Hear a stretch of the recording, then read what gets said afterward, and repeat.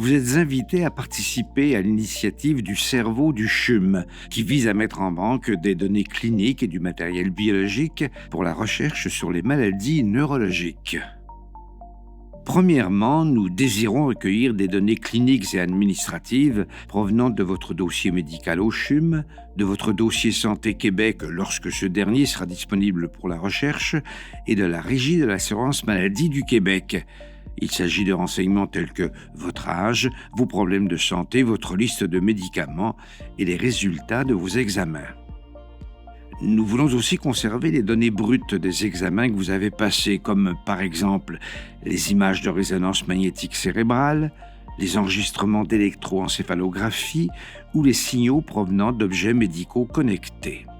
Nous aimerions également rassembler dans notre banque toutes les données recueillies dans le cadre de projets de recherche, passés, présents ou futurs, sur les maladies neurologiques. Ces données sont habituellement consignées dans des dossiers de recherche plutôt que dans votre dossier médical. Enfin, nous désirons récupérer tout surplus de matériel biologique disponible. Cela pourrait être des restants de prise de sang ou de ponction lombaire prélevés à des fins cliniques ou de recherche, ou du tissu provenant d'une chirurgie au cerveau qui autrement aurait été détruit. À votre décès, les tissus nerveux pourraient également être prélevés et conservés avec votre consentement. Vos données cliniques et vos échantillons biologiques seront traités de manière confidentielle. Une fois recueillis, un code leur sera assigné. Seul ce code permettra d'associer vos données et échantillons à votre personne. Vos données cliniques seront conservées dans des serveurs sécurisés du CHUM et vos échantillons biologiques dans des congélateurs du centre de recherche du CHUM. Seuls les chercheurs ayant un projet approuvé par un comité d'éthique pourront avoir accès aux données et échantillons désidentifiés.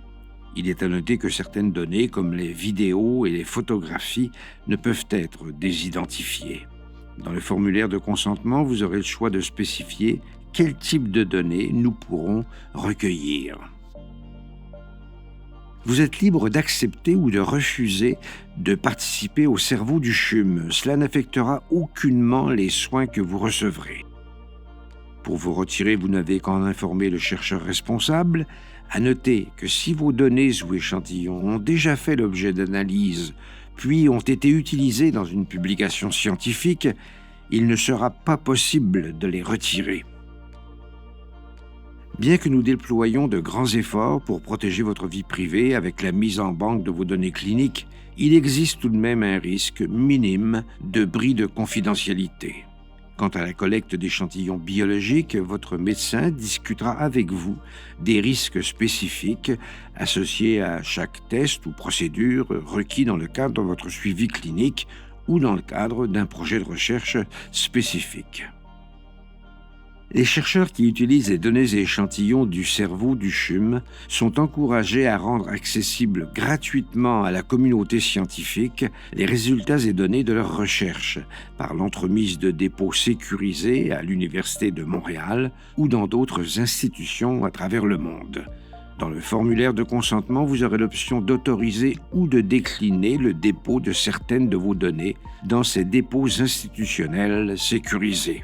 Pour toute question concernant cette vidéo ou le projet cerveau du CHUM, n'hésitez pas à communiquer avec le personnel assigné ou écrivez à l'adresse qui apparaît à l'écran. Votre participation permettra de faciliter la recherche sur les maladies neurologiques et nous vous en remercions.